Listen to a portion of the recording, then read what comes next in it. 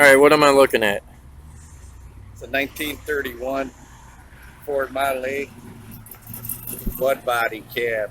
So Henry Ford built lots of trucks, but different companies made the bodies for them. A lot of different companies. So this one's a mud body. It's got the solid metal roof on it, Right. which is unusual. Makes it more of a rare body. And what? So this originally was a large work truck. Okay. But the cabs are the same, so I converted it back into a pickup. So I found the cab laying in the mud and back at some guy's body shop. It was just probably laying there for a lot of years, so the whole bottom was gone. Wow. And then I picked up a bed out of Cincinnati and just made it back into a pickup truck. And that was the bed back in the day. Yep, that's an original. Is it a 4 foot?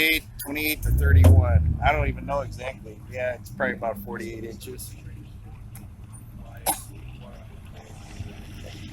So what's all? Is that fuel back there? You race it?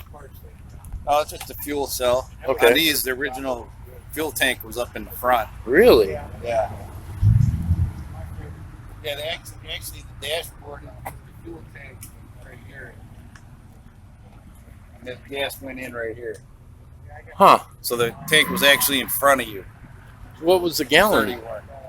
I'm not sure how many it held. Maybe 7 or 8 gallons it held. It was just enough It to was get just- back and forth from the.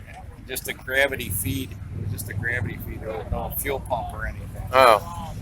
So the fuel would actually come out here. Huh.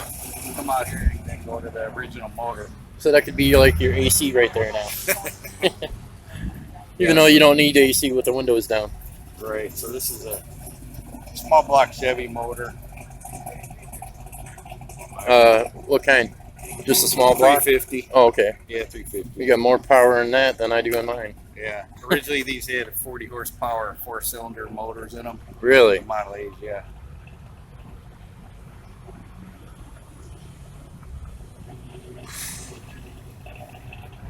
So the body's original, but everything else has been changed. You know, the chassis is all hand built. Drivetrain's all been changed. So How long have you had it for? I built this one about 7 or 8 years ago. And you said it's a 19 what? 31. 1931. Wow. My grandfather was in his 20s then. Okay, thank you, sir.